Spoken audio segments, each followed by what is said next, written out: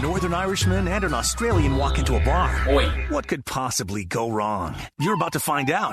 It's the Crafty Rogues with Stephen Quinn and John Cosgrove. Well. Welcome to the Crafty Rogues. My name is John Cosgrove. I'm one half of the Crafty Rogues. I'm from the north of Ireland. I'm from a place called Adramsea in the north of Ireland, a very proud place. I'm delighted to be from there. And earlier today I was doing a corporate event, and I opened with, it was a very dour group. It was an agricultural group. We'll get to that later. And I opened with, well, I normally speak with a Cleveland accent, but today I'm trying an Adramsea one. I normally get a little chuckle, but they just looked at me blankly. Speaking of people who look at me blankly on a regular basis, the man sitting opposite me is Stephen Quinn. G'day. So the joke didn't play? No. Normally, here's how the joke works. I'm listening. Unlike them. Yeah. Good morning, everybody. Welcome to the Blah, Blah, Blah conference. My name is John Cosgrove. As you can tell from my accent, I'm from South Minneapolis. And then they laugh. Huge gag right there. It is. Yeah. I mean, this is a group of 55 to 75-year-old farmers who probably work 100 to 1,000 hours a week. Yeah. And this is their one day off to come to this conference and learn about how they could make an extra $1 on a bushel of corn. And that's what they have to put up with. Do you think the gag might have worked better? You were out in the country doing it, weren't you? I was. Maybe pick a country town rather than Minneapolis. Like Milan. There you go. Montevideo. Montevideo? No, Montevideo. That's how you say it. But is it the same, spelt the same? Exactly the same. Like Milan is Milan? Yeah. What do they have against pronouncing these things correctly? I don't know. Trust me, I've asked. Because our old producer, Jonathan Harrison... Yes. Isn't he from New Prague? He is from New Prague. Not New Prague? No, not New Prague. Nuevo Prago. I actually had a bit of a text exchange with Jonathan from New Prague today, in fact. He's very excited. For? Manchester United. Really? Rafael Varane. Yeah. Jadon Sancho. I'm going to say Di Maria, Pogba. Yeah. Yeah. So don't get too excited there. I'm also going to say, wait for it, Gary Birtles. Gary, but why is there a random Gary Birtles reference? Because Gary Birtles was a striker that had two phenomenal seasons for Nottingham Forest and was sold to Man United for then an obscene amount of money, £1.1 million, and he completely bombed. Yeah. He couldn't score in a brothel with a fistful of fivers. You were careful how you phrase that, yes, were you? I was very careful. Now then, let's put aside Jonathan and...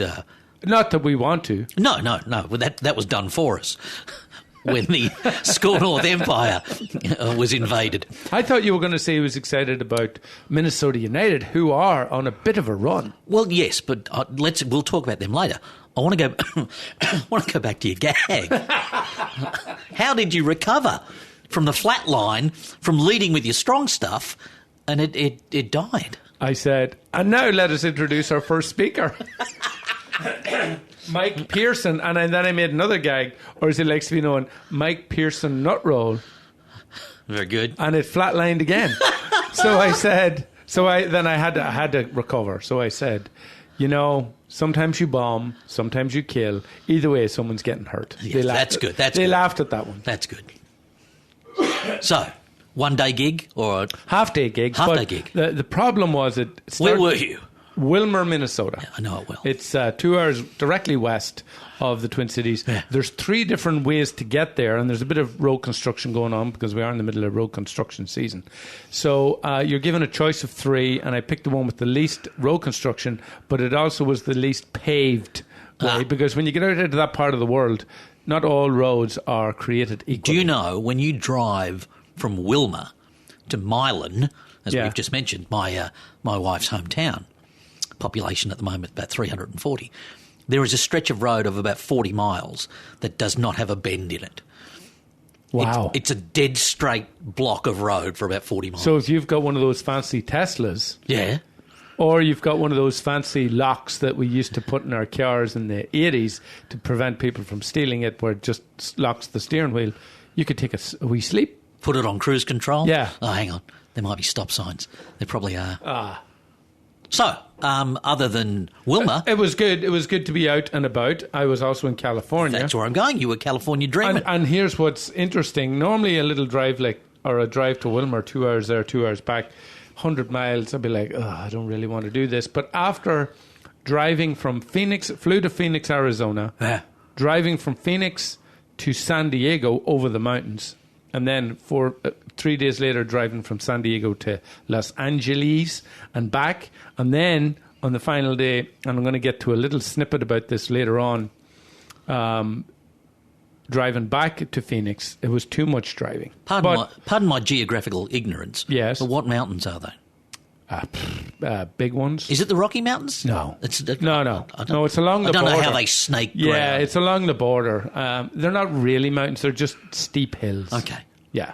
But it was still fun. It was the beautiful thing about San Diego is my favourite part of the US in terms of climate. 77 and sunny every day, guaranteed. Yeah, that'll do. It's fantastic. Yeah. And the kids had a good time. We went up to LA, to Hollywood, a complete shithole. It's grimy, it's slimy, it's crap. But they got to see it. They got to stand outside the Chinese theatre. They got to stand beside the Latino Spider-Man in costume who's having his picture taken with tourists. They got to see a side of American life that maybe they don't see normally every day in Minnesota. I'm going to make a complete change of topic here so that we don't forget this and pay for it later. We're recording this on Thursday evening. Our good friend Vinny the Burger Flipper, it's his birthday. It is, and I had it in my notes to mention that it was his birthday, but I also had in my notes, don't mention his birthday, because he gets enough coverage as well. Yeah. He celebrates something in his close to his middle of his mid-50s, I think is what you would call it, and his wife has obviously given him a hint because she bought him a green egg grill. And what's the hint there? Well, something to help you with your cooking, I would assume. He's a freaking chef. I know, but you can't have too many good grills, really. Happy birthday, Vinny. Yeah, well done, Vinny. He'll probably pop round soon. Hopefully. Yeah, you have to take the dog for a walk. Hint. Fair bit to talk about today. Believe it or not, I was about to swear there. There's rather a lot of football being played at the moment, so we'll go through that. Minnesota United, Forward Madison, US men's national team.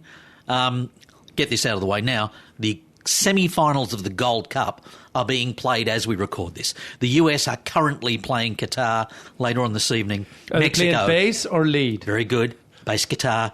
Lead guitar, very good. The gags just keep coming. And they just keep dying.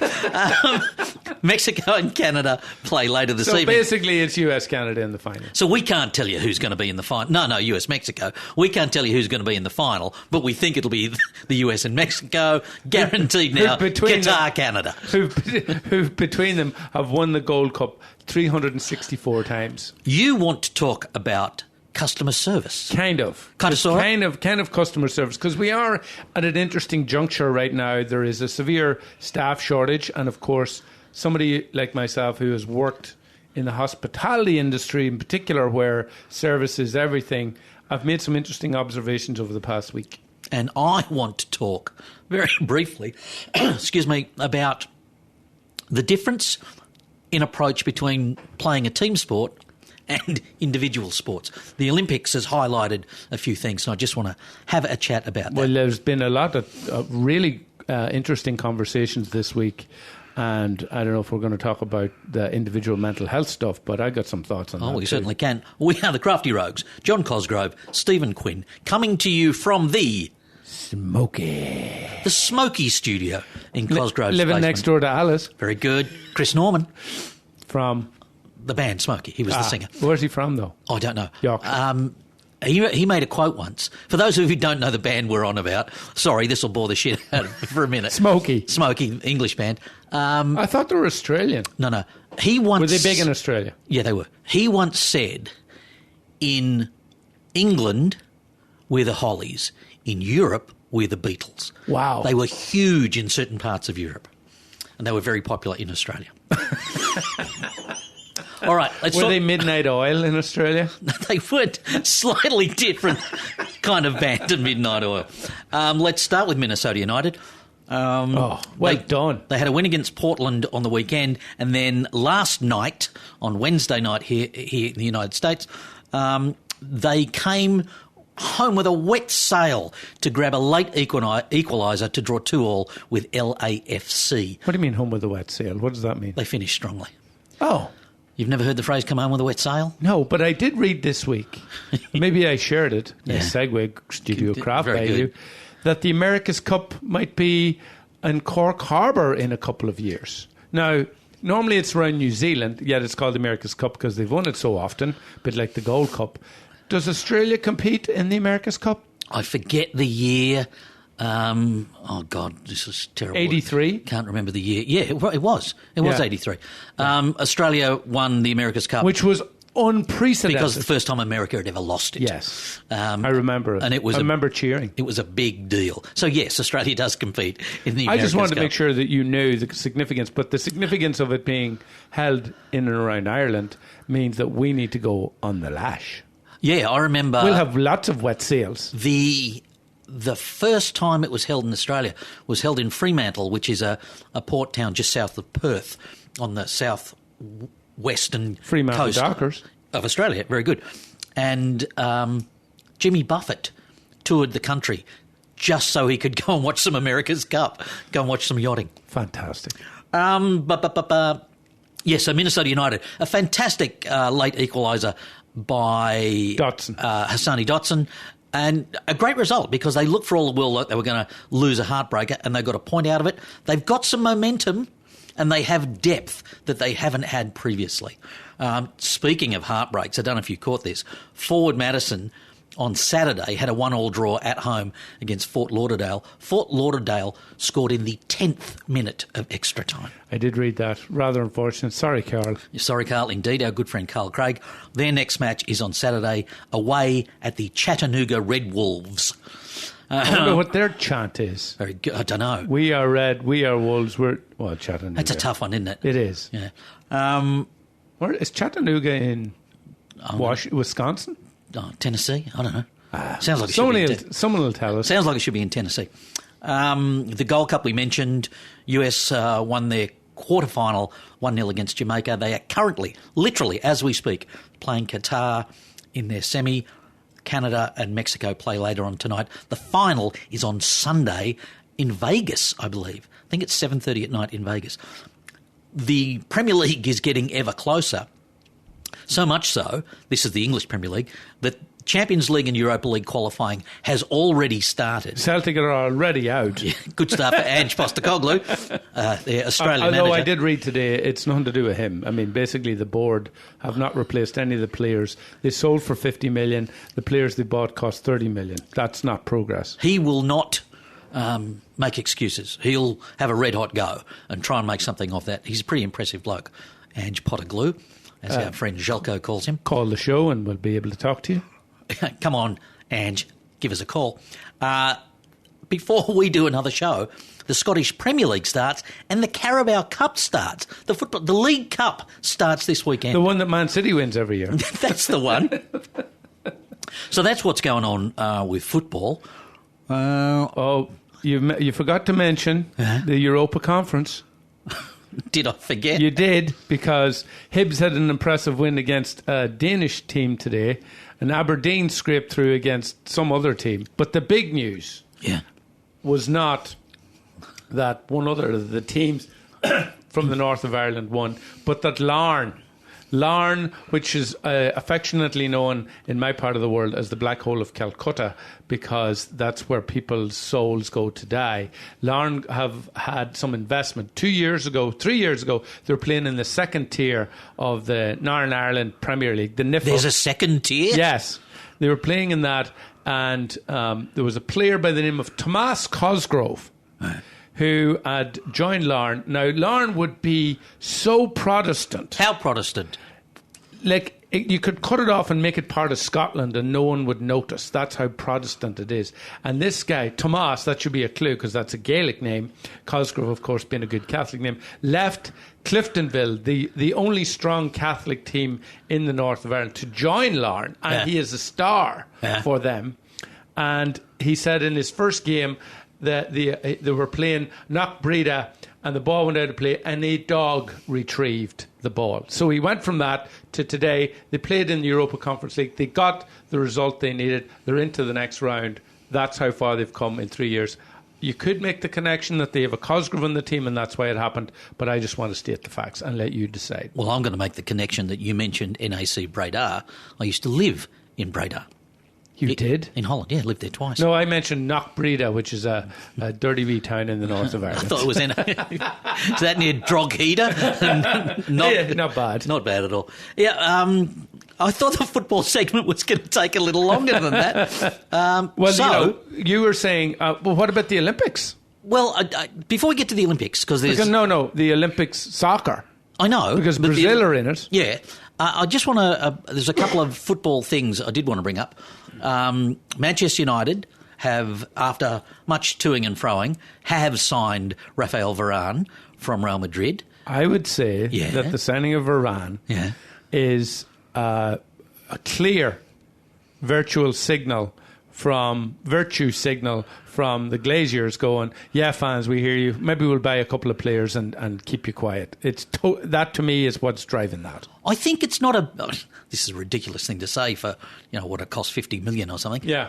It doesn't seem overly expensive. No. Given, I read a stat about him today. In his club and international career, he has played in 10 finals. Won them all. What? He's won all 10. So it's, the Copa del Rey, yes. It's the Champions League, it's the Europa League, and the World Cup. He's played in 10 finals and won them all. So that's impressive. That is impressive.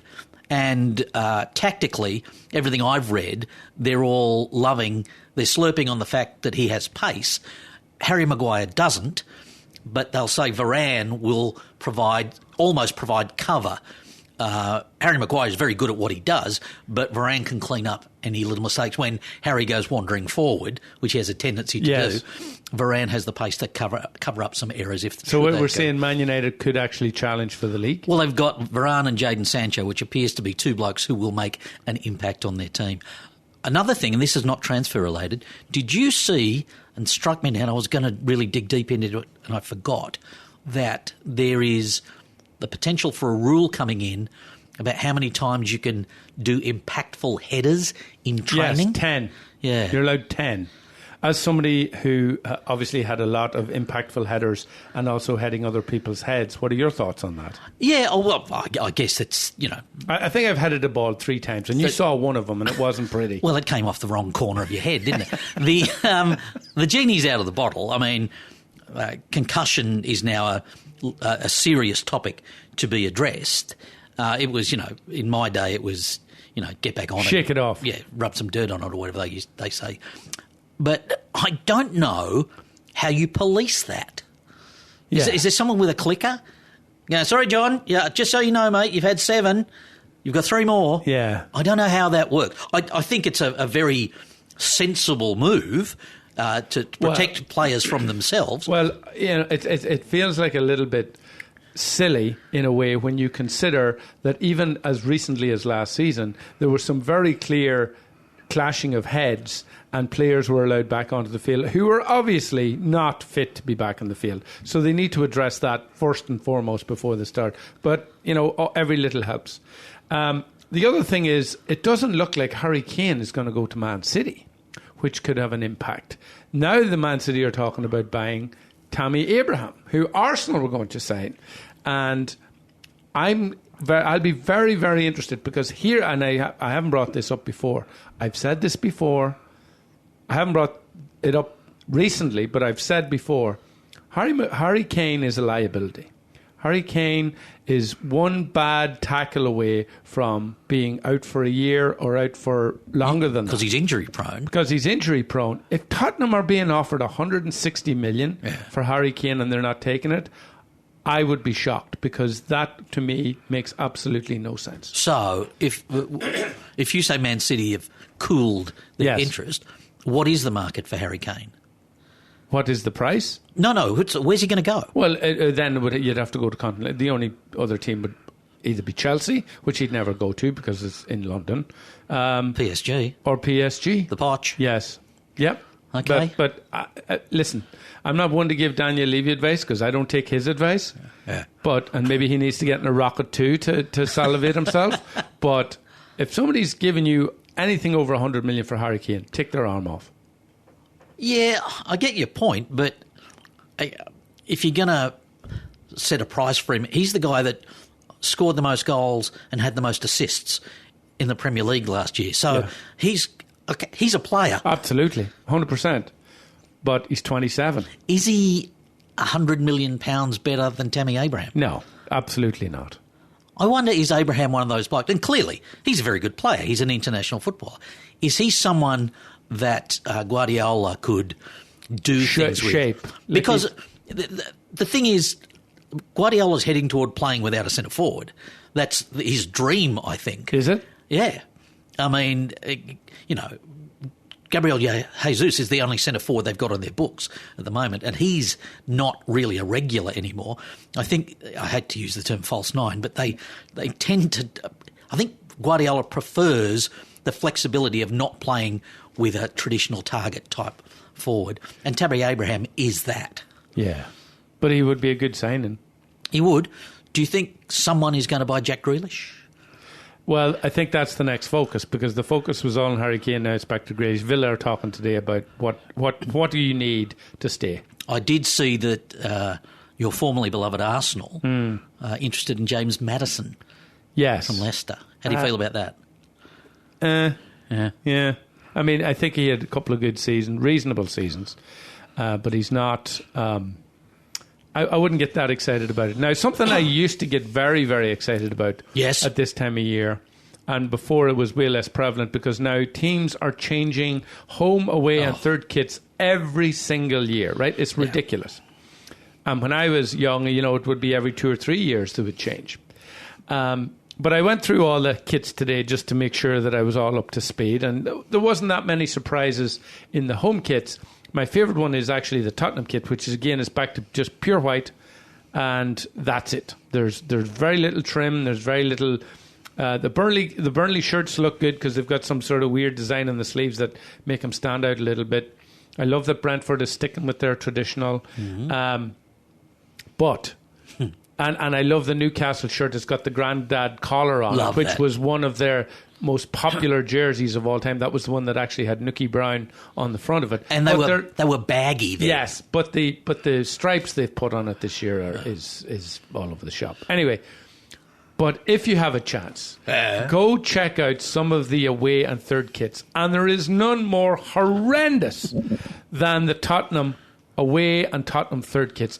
It's like they went into a disco in the 1980s, took all the drugs and all the acid, and whatever came into their head, they splashed it onto a shirt, tie-dyed it, stamped on it, left it outside in the rain for 3 days, and said, there's your away shirt. It is, given that their home jersey is just pure white. Well, was it them last year? Yes. They had the away kit that looked like a wet bus ticket? That one is plain compared to what they've come out with this year. It is horrendous. It is fun every year seeing the new kits. Yeah. And how many different ways they can put a betting firm on the shirt. Because if you take the betting firms away, there's really not many sponsors left.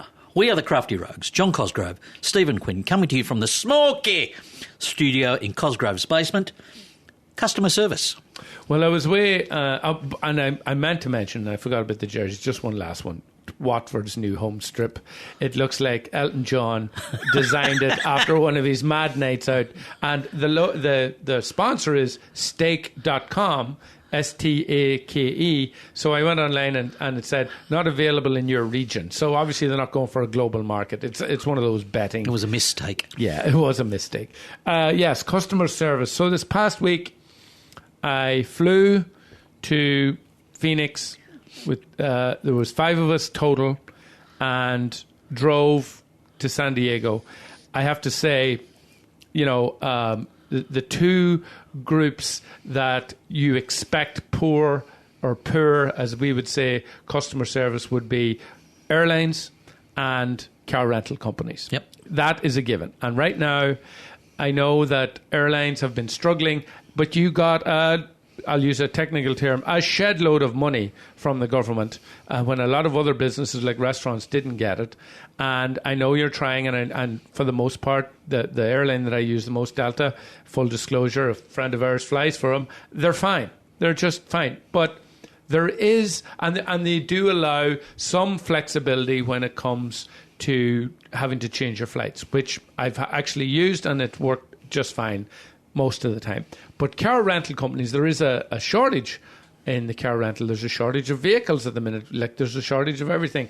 And there is obviously a shortage in staff, because when I got to the hotel or got to the airport and I booked the car from noon on and we arrived at 1 o'clock, I stood in line for 2.5 hours.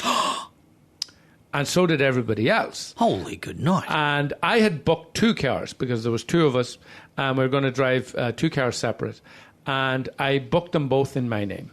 And so when I get to the counter, a woman who's, and I'll use one of my mother's favourite sayings, she had a face on her like a crucified onion, to use one of yours, a slap pie. Is that what you, a drop pie? Drop pie. And she was not in a good mood. Next, I mean, you've stand there for 2.5 hours. You're excited to get to the front of the line. Next, and you have to deal with this person. And first car, you know, they do the usual rigmarole. Do you want an upgrade? You need coverage on this. No, I've got my own insurance. Yeah, well, that might not cover it. And, you know, there might be rain and there might be a special kind of rain that isn't covered and blah. I go, save your breath. And we do this little dance every time. So I'm expecting all that. When it came to then explaining to her that I needed I had the second car, she goes, oh, that's, you can see her wheels trying to go with, that's a bit weird. I go, well, 2 separate bookings, and that one's in my name, but I'm going to put someone else's name on. Oh, no, you can't do that. And she just sat there looking at me. I go, what are we waiting on? She goes, you can't do that. You have to call the company that you booked it with, because it was through a third party. And she was about to say next. I go, no. I'm not calling and then waiting another 2.5 hours. I know that I can book a car and then add a driver when I'm at this counter. The fact that I have booked a separate car makes no difference. And she just sat there, like, ignoring me. So she was not going to solve your problem. She was not. So I looked at the guy who was sitting next to her, and I go, can you? And he looks at her and goes, yeah, that's fine. You can do that.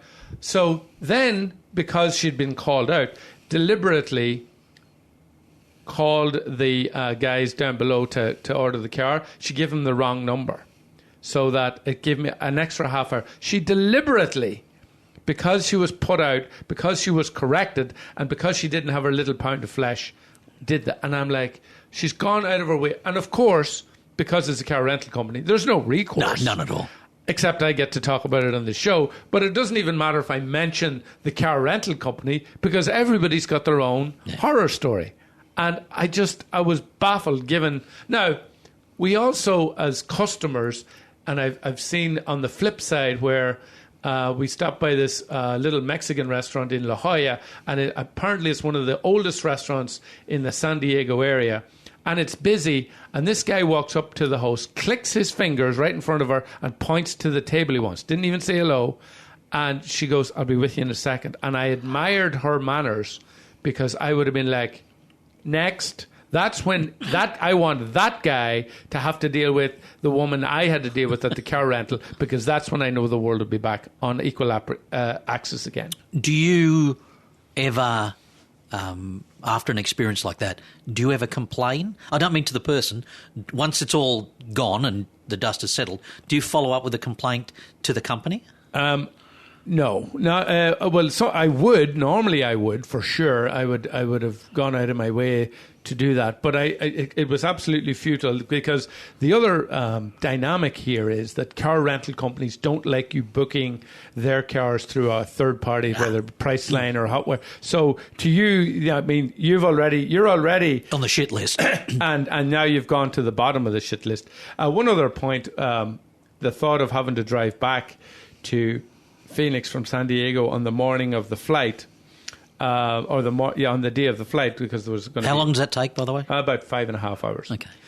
which I don't advise anyone if you're catching a plane not to have to drive 5.5 hours to the airport. But, you live and learn. I didn't fancy it, and then my daughter wasn't feeling the best, and she didn't feel like up to sitting in a car for 5.5 hours. So I went online, but of course, the airline won't let you change the flight if it's within 24 hours. However, the flight was delayed, and the first thing that pops up, feel free if you want to change the flight. But by then, we were already at the airport. So when it's convenient to them, you can make a change, but when it's convenient to you, you cannot. And that's the shit that bugs me about airlines. Well, I'll tell you what bugs me about airlines, and we'll make this about airlines now. You've had your say about the rental car. The other horror show in travelling is often airlines. How is it legal? How is it accepted practice that they oversell flights? How is it? I'll make up the numbers. There's 150 seats on a plane. They will always sell 156. Yes. And then there are people who have got a ticket who can't get on the plane. How is that legal? I don't know. How is that accepted practice? Lobbying. They lobby to be able to do that. Now, anything that's unaccepted practice in America, and I can only speak to America, is because somebody somewhere paid a lot of money to lobby a politician. But it's ridiculous. And our friend who works for Delta will say it's because there are always cancellations. Well, apparently not, because there is enough times where the plane is oversold that they put out the plea, we're oversold, would anyone like to, get the next plane in 4 hours and we'll give you a bag of chips and a warm bottle of Coke. Yeah. It's freaking ridiculous. I'm gobsmacked that is an accepted business practice, that is allowed. Rant over. Keep claiming.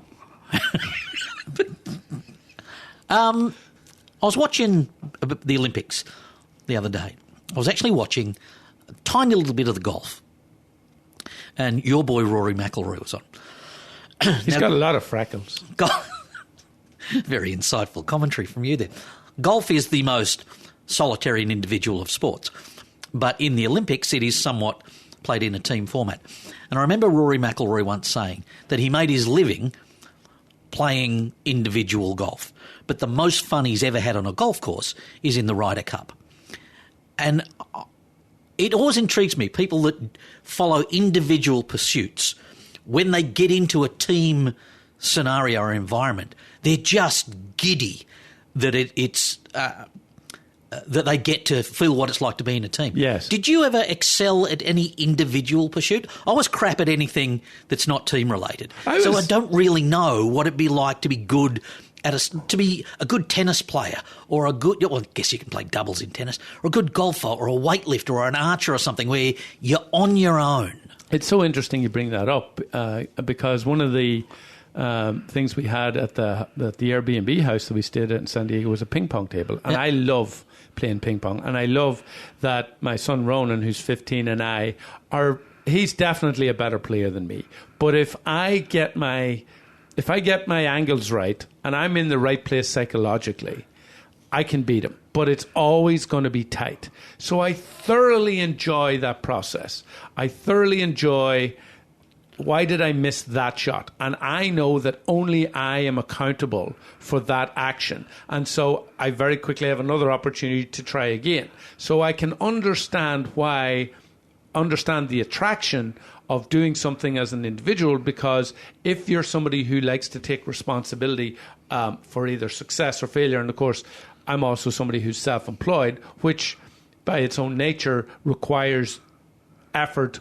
You can't phone it in, because if you don't get out of bed, you don't get paid. And maybe that is part of that individual streak. The only thing that I was remotely good at school was a little bit of cross-country running, where I had to dig, at certain races psychologically again to try and push myself. I even see myself when I'm out biking to push myself to see if I can go fast. So it's a completely different experience. Because my favourite thing to do in the world is to play football, whether it's Gaelic football or soccer. I just love that team camaraderie and sharing that responsibility. And to me, it's a completely different experience. So I totally get what Rory's saying, but to me, they're just chalk and cheese. Yeah. My only experience of any value is team sports. And I love what they bring to you beyond the exercise and all that sort of crap, the values that team sports instills about teamwork and shared responsibility and all that sort of stuff. And like, teammates will see you at your highest point and they'll see you at your lowest point. Individual sports, I don't know. It intrigues me to have how people get the mindset to excel at solitary pursuits. And if you ever... The swimming is on at the moment. Yes. And Olympic swimming is wonderful theatre for me. I love it. And through my work back home, I've met quite a few swimmers. Did you meet the torpedo? I was in an elevator with him once. Was it a big elevator? He got in. There was just me and him in the lift, and he was in a full shoulder-to-floor white leather coat that looked like it came straight out of the Matrix wardrobe department. And it's me and him, and he's 6.5 feet tall, and I'm 4'18". It was quite funny. But I've met enough Olympic-level swimmers, and the thing that I always got to chat to them about that intrigued me, at that level, no matter how talented you are, if you're Michael Phelps, if you're Ian Thorpe, you cannot cut corners. They do the same thing every morning and evening. They just get in that pool and they go up and down. Unless you're a backstroker, you are looking at that frickin' blue line at the bottom of the pool. And that's all you see when you are swimming. The training for swimming is so intense, but it must be mind-numbing. It has to be. How do you just go up and down a pool with a frickin' blue line to look at the bottom of the pool, and that's the only thing to attract your attention? I would like someone to come back with a psychological study, someone like Malcolm Gladwell, and study these people and how did they function in life after they have attained. I was watching the swimming, which you say is great theatre. I was watching with my kids, and we were paying attention to the person who was coming in 8th in the race, and it's only like 1.2 seconds behind. Fine margins. But they're not even close. Yeah. What's motivating them? Just to get to the Olympics? Or what about the ones that missed out by a second just to get to the Olympics? It's one thing, or to the championships. I listened to a wonderful interview just by pure luck with Steve Cram, who is a famous long 1,500 metres runner from the UK, who I remember watching in the mid-'80s. He actually won the World Championships when it first was held in Helsinki. And he said the only reason that he qualified for the Olympics was that he was so upset with his coach, who forgot to book him in some local county race, that's what drove him to run faster.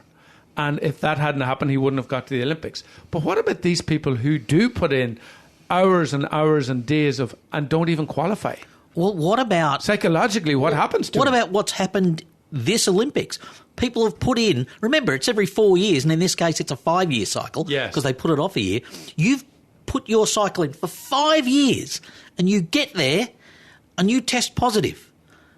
You're not sick. Yeah. You just tested positive. Well, you're yes. asymptomatic, and you don't even get to compete. Yeah. Oh. So then this is a good segue. So then, Simone Biles has been all over the news. I have nothing, and I'll put it on the record, nothing but complete and utter admiration for her decision to pull out. And the young tennis lady who Naomi Osaka, who struggled, who pulled out of the French Open, and as it happened in the Olympics, the pressure that she's under. Never mind the pressure they're putting under themselves when you have an entire nation pressure on. But of course, the O'Donovan brothers from Cork, they won another gold medal, so all's good down there. And as they like to point out, we're from Cork first and Ireland second. Well, the thing is with gymnastics, and once again, for me, it's every 4 years I suddenly become an expert in gymnastics. Yes. No, I've seen you doing tumbles in the backyard. That's true, but that's after a couple of tequilas. The point she was making, or one of the points that has been made, that she chose not to compete because she didn't feel right. Like she found herself scared. Yeah. Some of the stuff they do, is the consequences of getting that even slightly wrong are very physically severe. So if you think you're going to get hurt, you can't. I don't know how you do it. No. Yeah. Well, good luck to him. Unfortunately, and I agree with you. I mean, if she doesn't feel she's mentally ready to compete, and then don't put yourself at risk. But is there ever a better example of the bravery of keyboard warriors when something like this happens. And, Joe Sixpack with his Rolling Rock and his bag of Cheetos is offering his opinion on why Simone Biles is weak for not wanting to compete. That's why we don't read the comments, Quino. Bloody hell, sometimes social media. Yeah, don't do it, Quino. It's bad for your health.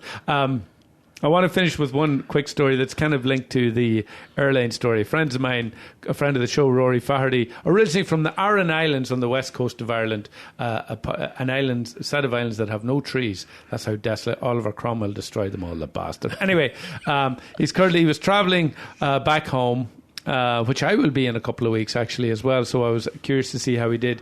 They flew, him and his wife and 2 boys, they flew Minneapolis to Amsterdam to Dublin. And as it happened, they were running, the plane was already delayed, and then some teenager decided to have a meltdown. Actually, before he got on the plane, he was having a meltdown. Then he got on the plane, had another meltdown.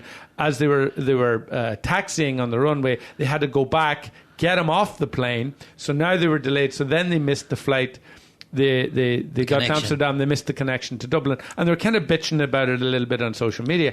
And then I reminded Rory of his ancestors from 160 years ago who got on coffin ships and sailed across the Atlantic, not knowing if they were going to survive. And here he is sitting in the KLM lounge, waking up from a nap, jumping on his phone to complain about, can you believe we missed our connection to Dublin?